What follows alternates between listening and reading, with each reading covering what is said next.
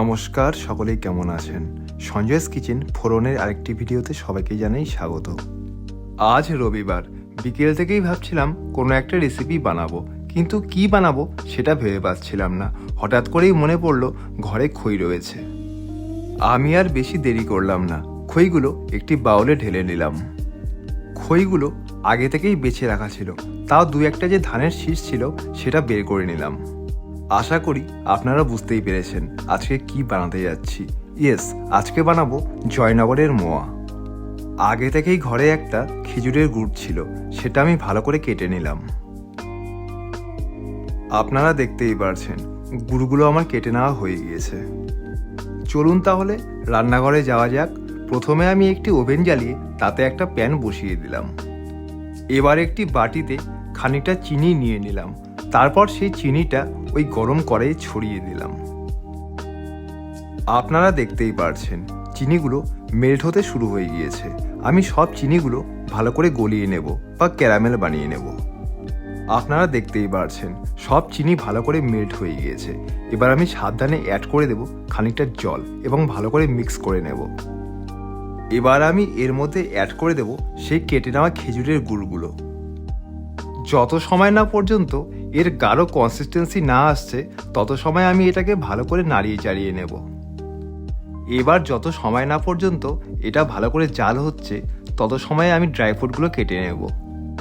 আমি এখানে নিয়েছি কয়েকটা কাজু বাদাম ও কয়েকটা কাঠবাদাম, কারণ আমার ঘরে এই দুটোই অ্যাভেলেবেল ছিল। আপনারা চাইলে আপনাদের মন পছন্দ অনুযায়ী ড্রাই ফ্রুট নিতে পারেন। অন্যদিকে আমার চিনি ও গুড়ের সেই পাকটাও ভালো করে জাল দেওয়া হয়ে গিয়েছে। আপনারা দেখতেই পারছেন কতটা গাঢ় কনসিস্টেন্সি এসছে। এবার ওভেনটা নিভিয়ে আমি এখানে অ্যাড করে দেব সেই খইগুলো। আপনারা দেখতেই পারছেন আমি কিন্তু এখানে প্রথমে অর্ধেক খই দিয়ে দিয়েছি এবং ভালো করে মিক্স করে নিয়েছি। পরে আবার অর্ধেক খই অ্যাড করব, যাতে করে খই ও গুড়গুলো প্রপারলি মিক্স হয়। এবার আমি নিয়ে নিয়েছি খানিকটা খোয়া ক্ষীর, যেটা আপনি যে কোনো মিষ্টির দোকানে অ্যাভেলেবেল পেয়ে যাবেন। আমি ভালো করে গ্রাইন্ড করে নেব। আর সঙ্গে অ্যাড করে দেব সেই চপ করে নেওয়া ড্রাই ফ্রুটগুলো। এবার খোয়া ক্ষীর এবং ড্রাই ফ্রুটগুলো সব কিছু ভালো করে মিক্স করে নেব।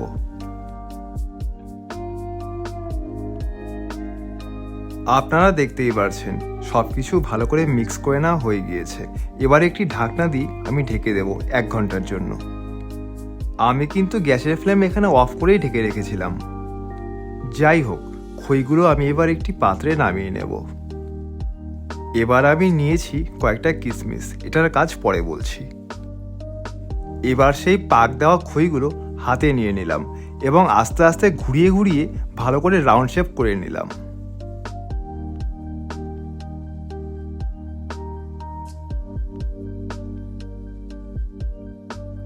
এবার লাস্ট একটা বাকি আছে, রিপিট দ্য সেম প্রসেস।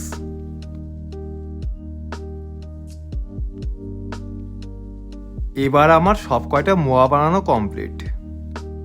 তখন আমি যে কিশমিশ দেখিয়েছিলাম এবার সেটার কাজ।